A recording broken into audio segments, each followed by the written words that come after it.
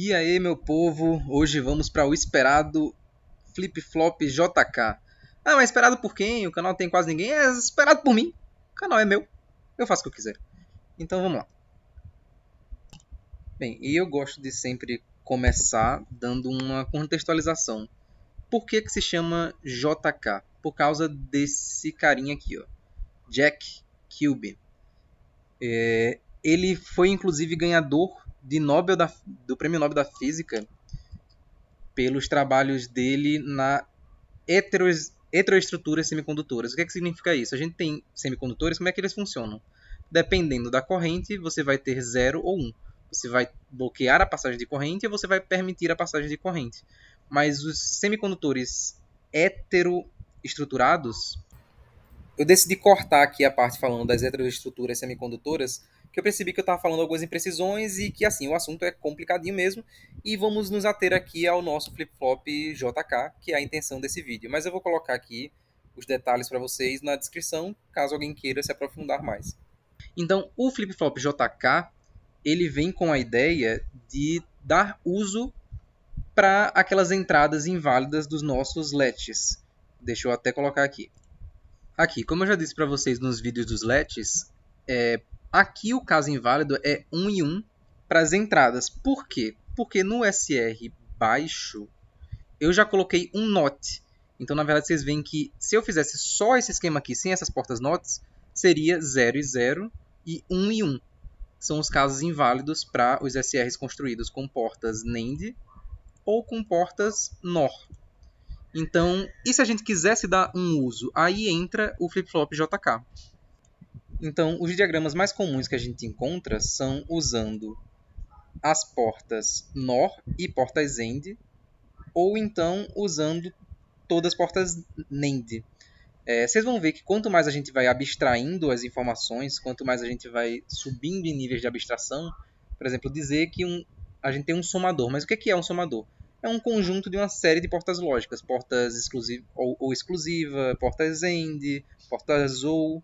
Então a gente vai cada vez mais abstraindo, criando novos conceitos, montando. É como se fosse montar várias pecinhas de Lego, botando bloquinho em cima de bloquinho. Então vamos montar esses que a gente viu aqui. Certo, então eu já montei aqui para já dar uma adiantada, mostrar para vocês como é que vai ficar. Então, se vocês quiserem ver com detalhes, vocês dão uma pausinha aí no vídeo, ver as conexões. Então, vamos lá para maiores diferenças entre eles. Como eu falei, vocês vão ver que vai chegar um ponto de abstração que a gente vai poder usar várias formas de diferença para poder resolver o mesmo problema. Da mesma forma que 2 mais 2 é 4, 1 mais 3 é 4. Enfim, a gente tem uma série de equivalências lógicas. Essas daqui são os mais comuns para o JK, que eu encontrei, né? Então, vocês veem que eles funcionam normalmente como se fosse um set reset. Então, aqui é similar a como se fosse o nosso SRLET baixo, se eu não me engano. Deixa eu confirmar aqui. Melhor dizendo, aqui é nosso SR alto, que aqui a gente está usando portas NOR, aqui a gente está usando portas NAND. Só que qual é a maior diferença aqui que vocês podem observar também do flip-flop JK para um set reset normal, para um SRLET? Você tem a alternância das saídas, ou seja, a saída Q e o complemento de Q vão trocar de valores dependendo do pulso do meu clock. E também da condição do meu J e do meu K. For na borda de subida ou de descida do clock. O que é que significa? Eu vou explicar um pouco mais para frente, mas vamos dar uma olhadinha aqui como é que funciona. O que é que está acontecendo aqui? No caso da porta NOR, eu estou alimentando numa porta AND. Então, quando o clock pulsar, essa daqui vai ser falsa, essa daqui vai ser verdadeira. Então, aqui vai ser verdadeiro, e como uma porta NOR, qualquer uma delas que for verdadeiro vai ser falso. Então, esse daqui vai mudar. Então, vai basicamente ficar acontecendo uma alternância de acordo com o clock. Vocês veem que só de eu deixar o clock ligado aqui, o ideal seria o quê? Que a gente tivesse um pulso de clock infinitesimalmente pequeno, muito pequeno, que desse tempo apenas de o clock ser percebido, eu ligar e desligar bem rápido. Aqui, por coincidência, eu estou conseguindo fazer mais ou menos certo. Mas vocês veem que o que acontece de verdade? Essa daqui é uma condição chamada racing. que inclusive é até interessante de ver que ele até que funciona em algumas situações aqui no programa, mas lógico que ele é limitado, né? Ele é digital, ele é um programa completamente digital, ele não é analógico, sendo que a eletrônica analógica também interfere no nosso digital. A digital é só uma simplificação de conceitos, mas na verdade a gente vive no mundo real. Então, essa condição de racing, eu vou deixar o vídeo aqui do Ben Eater, não é o Sebastian League dessa vez aqui, para vocês darem uma olhada do que é que está acontecendo nesse tipo de situação. Então o que é que está acontecendo aí que ele vai mostrar nesse vídeo? Eu não percebi que eu tinha gravado e acabou ficando com o áudio do computador por cima. Então estou fazendo esse áudio aqui por fora. Quando você tem um pulso de clock que dura muito tempo, dá tempo dessa entrada, dessa saída Q e a saída complemento de Q alternar várias e várias vezes, ou pode ainda acontecer de ficar travado em uma posição, que é o que ele mostra no vídeo. E ele mostra aqui o que está acontecendo. Eu vou até dar uma digitada aqui. Que durante meu pulso de clock, enquanto ele ainda está alto, ele alterna várias vezes. Se eu conseguisse que fosse infinitamente curto, só iria alternar uma única vez na subida do clock. Mas não é isso que está acontecendo. Então tem formas de a gente resolver isso que eu vou mostrar mais para frente. Ele vai mostrar que em alguns casos ele vai conseguir esse efeito de alternância, o toggle em inglês, que as saídas vão ficar realmente alternando, mas se ele esbarrar no circuito, se ele apertar com um pouco mais de força as conexões, os terminais, pode travar em uma das posições, pode voltar a ter o toggle depois, enfim. Porque vida real, né? Acontece coisas inesperadas. A vida real nunca vai caber dentro de um modelo. No nosso circuito, a gente percebe que aqui está sempre tendo essa alternância, usando as portas NOR. Mas por alguma razão, depende de como ele fez o código, aqui não funciona. A gente vê que até pisca um pouquinho, muito rapidamente, o nosso Q complemento, o nosso complemento de Q, mas depois trava na posição que está com os dois ligados. Ou então, quando o clock está baixo, volta para o Q desligado. Então, como é que a gente pode corrigir essa situação? E só para deixar claro, né, aqui é como se fosse o nosso SR. Vocês podem ver que é basicamente isso daqui. E aqui é nosso RE é alto e aqui nosso SR baixo. A diferença é que aqui eu estou já usando as portas NOT. Como aqui eu não estou usando portas NOT, eu não preciso negar nada, não preciso alterar muita coisa aqui no meu circuito. Não preciso negar o J e o K, porque aqui tem portas NAND. Então espero que dê para vocês visualizarem direitinho o que está acontecendo. Vamos olhar agora o flip-flop Master Slave. E basicamente isso daqui também, se vocês prestarem atenção, é muito parecido com o nosso SR controlado, que eu vou até colocar ele aqui. Então a gente tem aqui nosso SR controlado, vou mostrar aqui a visão deles para vocês, porque eu estou tendo portas AND aqui, essas portas só vão funcionar quando eu tiver o Enable, que no nosso caso aqui, o nosso Enable vai ser o próprio Clock. Então aqui tem o flip-flop, não, aqui tem o SR LED, e ele vai funcionar de acordo com o Enable. Vocês podem ver que é muito parecido esse esquema aqui de ter um SR LED junto de portas AND para isso poder funcionar. Só que qual é a diferença aqui? Quando eu estou usando portas NOR, eu vou usar a saída do de cima com o próprio de cima. Quando eu estiver usando portas NAND, vai inverter. O de cima vem com o de baixo vem com o de cima. Isso aí tem a ver com o funcionamento das portas, mas se você consegue ter essas equivalências. E aqui basicamente inverte, porque aqui, quando eu pulso o clock e eu tenho J, eu vou ter Q. Agora eu posso alterar aqui. E quando eu tenho K, é como se fosse o nosso reset. Eu vou ter Q0. O nosso Q vai ser 0. Aqui inverte, no caso, eu tenho o J e K na mesma posição. O Q está em cima. Deixa eu alterar aqui.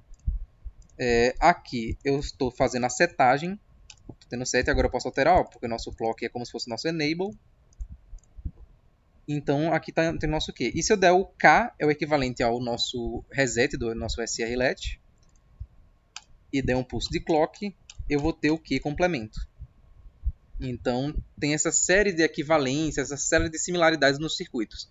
Mas vamos mais uma vez abstrair e vamos ver agora o flip-flop Master-Slave, JK Master-Slave. Então, nosso flip-flop Master-Slave ele pode ser entendido como dois SRs controlados, basicamente.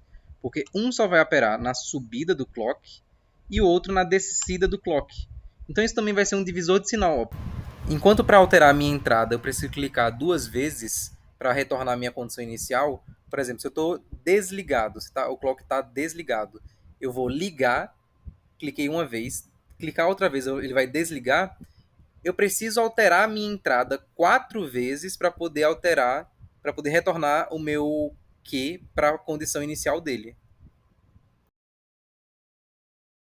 O que está acontecendo? Novamente, tem várias formas de montar, mas vamos analisar aqui o nosso SR controlado. Eu tenho a subida do clock, essa porta end está ativa, então ela vai passar o sinal para essas portas end que estão conectadas com o negativo do clock, ou seja, o não clock, digamos assim, quando o clock é 0.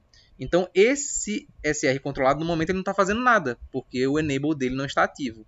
Então ele vai só manter o que ele já tem lá na memória dele. Quando eu abaixar esse sinal de clock aqui, é que vai funcionar esse meu SR controlado. Então, o que a gente pode ver aqui? O nosso clock vai funcionar com essa porta end de baixo, então vamos ter um reset. Então, o Q aqui, que está 1, vai ser 0, vai passar a ser 0. Desliguei. Então, agora quem está atuando aqui é quando o meu clock subir, né? Porque por enquanto o meu enable está desligado, é minha porta end aqui de cima.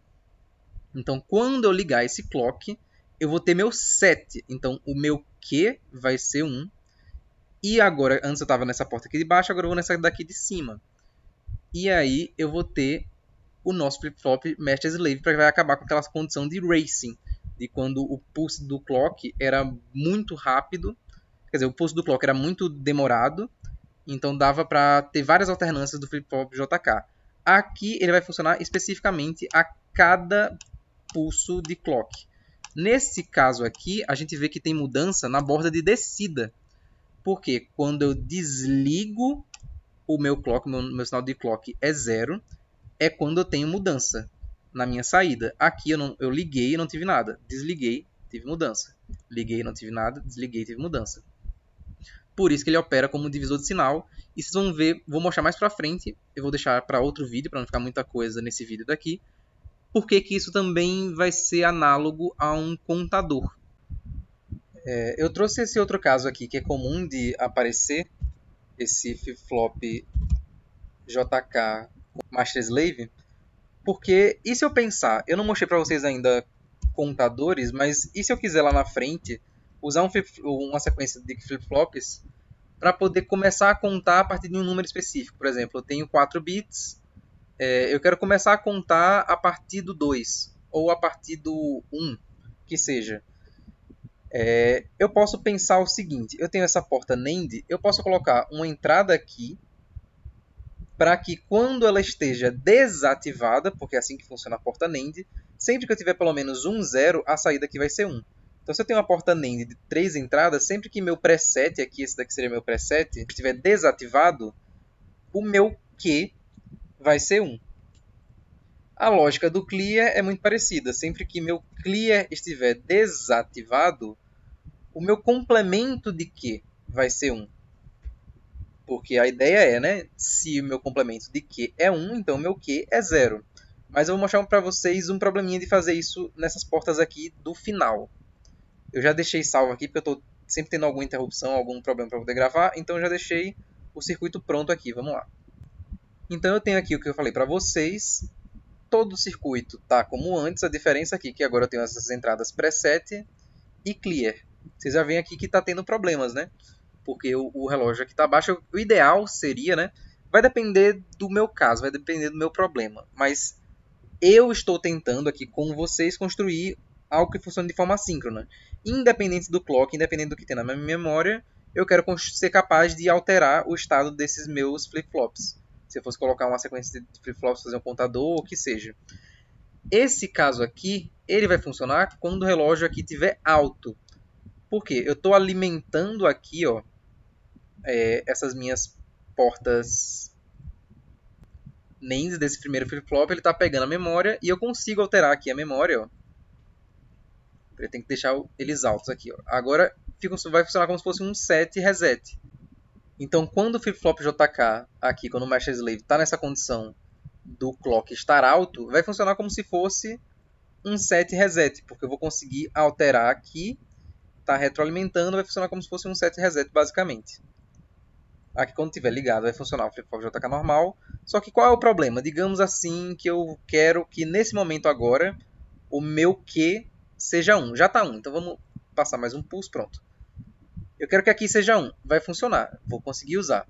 Só que vocês veem que se eu pulsar o meu clock, quando o meu clock for 0, essa entrada aqui está como 0, vai gerar um caso inválido, que os dois aqui são 1s. Então eu posso pensar, poxa, então como é um flip-flop Master Slave, eu quero alimentar o meu Master, eu quero alterar a entrada do meu Master para o meu Slave funcionar. Para o que tem na memória do primeiro flip-flop, vá para a memória do segundo. Então eu posso pensar, em vez de botar essas portas 3 NAND aqui no final, eu posso botar elas nesse daqui, substituir essas portas NAND daqui. Então a gente pode tentar isso aqui. Só para mostrar para vocês aqui os casos, né, que tem esse racing aqui, inclusive aquela condição de racing que eu já falei para vocês, que aqui por um breve momento ele pisca, depois ele apaga. Isso aqui vai depender do desenho do circuito, isso aqui vai depender do simulador, no caso, né, porque o simulador é diferente da vida real. Mas enfim, vamos tentar esse outro caso. Novamente já deixei aqui pronto, então eu vou vir aqui JK2 Edit, só para poder olhar o circuito. Ok, eu coloquei aqui e aqui a gente já vai ter uma melhora. Só que tem um problema, né? Porque eu lembro que eu falei para vocês que eu queria controlar de forma totalmente assíncrona. Aqui vai funcionar, mas aqui vai funcionar de forma assíncrona. Então, por exemplo, eu quero que quando o meu clock estiver na transição de alto para baixo, se eu tenho uma série de flip-flops conectados que eu estou formando um contador, eu quero que determinado número, sei lá, o número 2 apareça lá, sempre que meu clock fizer essa transição. Qual é o problema aqui?